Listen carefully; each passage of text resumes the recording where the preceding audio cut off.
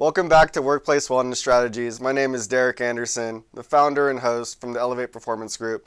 Today we have a very special guest, Miss Audrina Blackburn. She's the co-founder of Summit Chasers and the host of the Voices of Impact podcast. Audrina, thank you for being here today. How are you? Thanks so much for having me on, Derek. I'm doing well. How about you? I'm doing really well, thanks for asking. So one thing that we connected on was having a really strong workplace culture and a team that is collaborative and supportive of each other. So one of the things we talked about was when you come into a company, you have entry-level issues, especially with a small business. Do you care to touch on that or your experience with what some of those issues are and how you resolve them? Sure. So I think when you're building a business, I mean, that would be outside of the startup phase, but I think when you fall maybe into that enterprise phase and you've got a team, you're managing multiple teams, you start to have what you consider your entry level. So the position that your new members are kind of funneling in through. And I think that that team is so key in really developing up your talent throughout your company, and also one of the places where you might see the most turnover. So to address that in a way that the people are bought into your company, your mission, your vision, and all of the things that you are working towards is really important. There's a lot of different ways to go about it. I'm not sure where would you want to start on that one?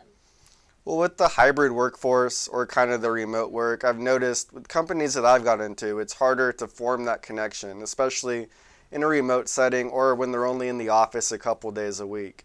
So, to Summit Chasers or yourself, do you have any strategies to build a team culture from that aspect? Absolutely. So my entire professional career, I just a little bit of backstory. I actually started as a professional ballroom and Latin American dancer and then had a horrible injury that took me out of that. And from there, I transitioned into the corporate space at the young old age of 22, I want to say.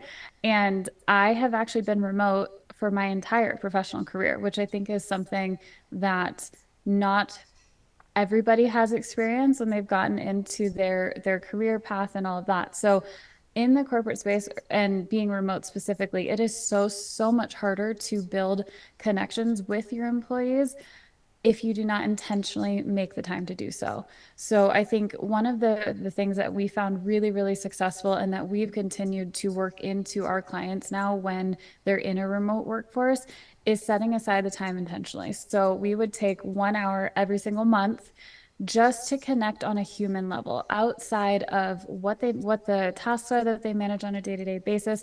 We just wanted people to come together, get to know each other on a human level, and really start to build that trust around everybody on the team. Because I think if you don't understand who somebody is at that level, you miss a lot of opportunity in getting them engaged with their work and the goals that you're setting for them and that they're setting for themselves. So I think to do that is actually a vital part of seeing success, especially when we talked about that entry level role. In order to see that success and to get people to believe in your company, your mission, your core values, they have to feel heard and understood on a human level outside of what they do for the business.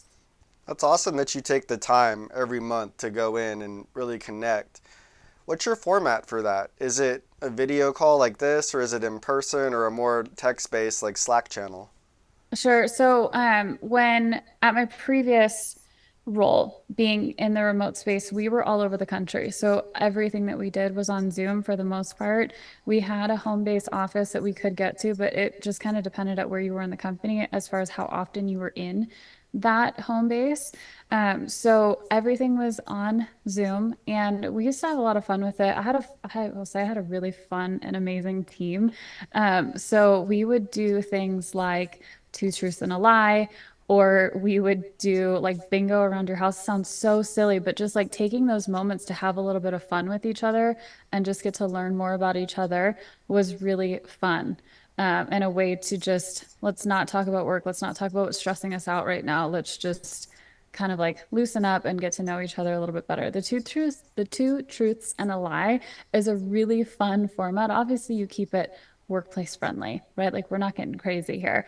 But that would kind of allow you to learn something new about them that you didn't typically know. Or I would have people submit random facts about themselves, and then every person would go around and try to guess who that random fact belonged to. So that was another really fun way to just kind of like uncover a little bit more about their team members and get to know them a bit better. The two truths and a lie idea is great. I kind of am tempted to play with you right now, but I'm having pressure in my head thinking of what I would lie about. So maybe maybe we'll save it for later.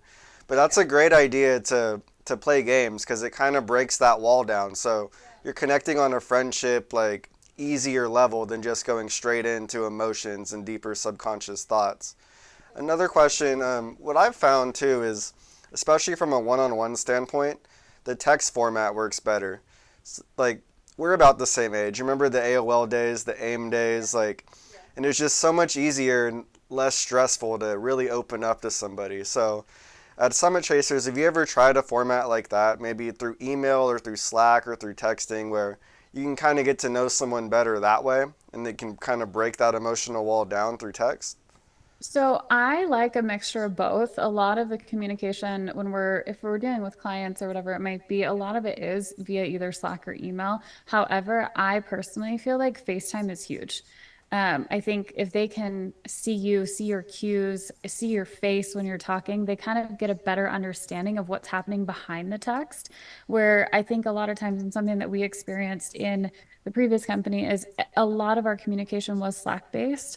So it was really easy to misconstrue messages, or like, you know how it is. If you're having a bad day and somebody messages you, you might read that message through your lens of, I'm having a really crap day right now. And whatever they've said might rub you the wrong way, even if that was not their intention. If you don't have the FaceTime built up with them to understand how they communicate, do they use their hands? Do they smile? Like what's going on actually with them when they communicate?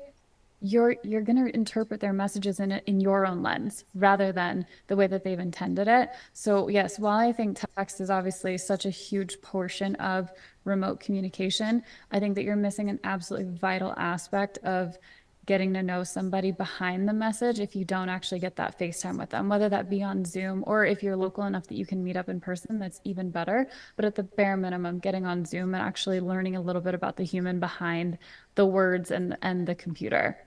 I totally agree with you. You have to do both. And like this right now, it's really good to be face to face and get to know the other person and then grow that comfort. So, when Summit Chasers and yourself goes into a company, what are specific things you're looking to learn about an employee in order to boost that productivity and their happiness with the company?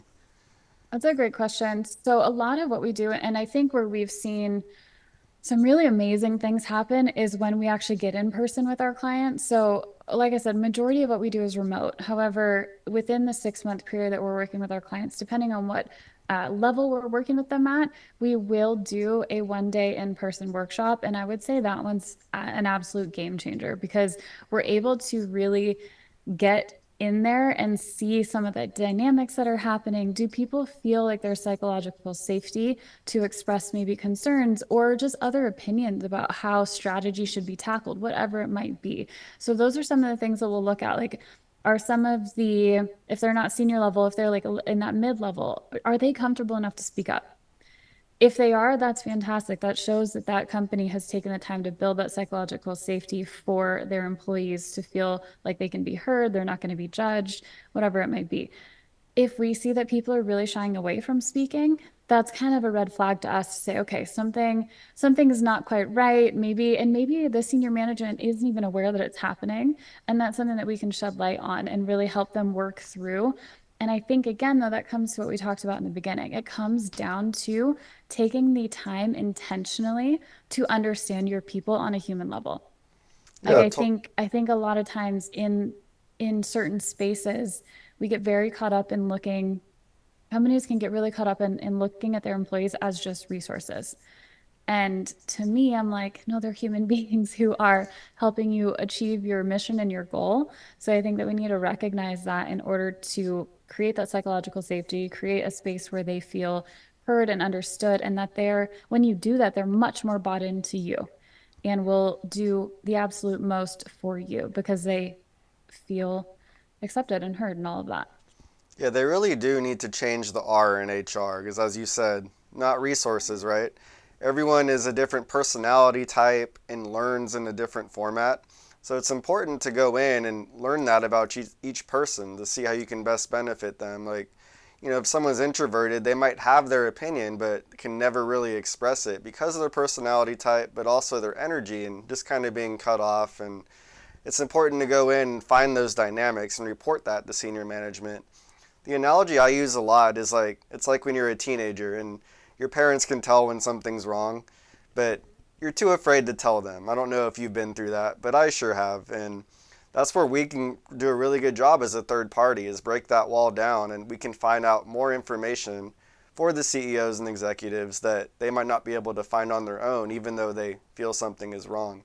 So when you guys like before your seminars or after, do you report findings back to senior management, like in more detail and provide advice as what they can do to improve it?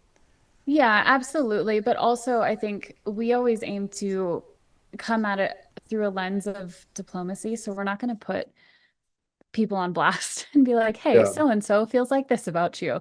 It's more so we'll come in with our observations that we've seen in some of the interactions and absolutely set them on a path to start to switch some of those things and break through some of the walls maybe that they've put up so that they can connect with their team better and create more efficiency within their company. Yeah, being fully anonymous is key for sure because they don't. No one wants to be put on blast. They'll feel, threatened or more hesitant to provide you with how they're feeling. So I know you love to build a strong team culture, and the main thing is that they care about each other and support each other. So, what are some ways that Summit Chasers strives to build that connection? So I think that that is where core values comes hugely into play. And I think that core values is a term that gets thrown around and it's like companies sometimes just tick it off as like, yep, we've got our core values. Now let's move on with it. Where I think one of our core pillars is called Unify Your Team. And it is based around having a really solid mission and then also having core values and business principles to support all of those things. But I think that that's where it's like you create your core values and then you live by them and your clients can see it, your the people that you serve can see it, your employees can see it, that you live it every single day. I think that that naturally helps to build that. Yeah, I think that's really important with workshops or like for me coming in with a wellness program and having a high participation rate in that. Like when you go do a workshop, is it mandated by the company that everyone attends or is it still kind of optional? Because I've been at places, let's say they have 105 employees and only 40 show up.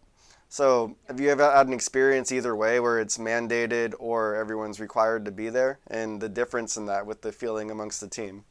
Sure. So typically with the way that we work with our clients and when we're coming in to do our 1 day workshops, it is actually geared towards the founder and then their core leadership team. Mm. And for them, yeah, it's absolutely an expectation that they need to be there unless there's some event that keeps them from it, then fine. But yeah, we've had a lot of success in having participation, but we've also taken the time to build up the trust and rapport leading up to that event. So that in person usually happens about halfway through our program for the most part. So we've understood who these people are and what they're looking to gain, and we really can shape our workshop to get the most out of it when we're there in person. For me, let's say like wellness, right? I need a high participation rate because if everyone is maybe not a common goal because everyone's on their own unique wellness journey, but if they're going through it together, they're more likely to talk amongst each other and support each other and be open about their goals. So then everyone in the team understands each other a little better and that adds that human layer to it. Does that make sense? Yeah, absolutely. So what is a common workshop theme for you guys? Or even better, what's your favorite one that you've ever done? Sure. So a lot of what we do is based around business foundations. We're focused on business strategy, leadership development, communication.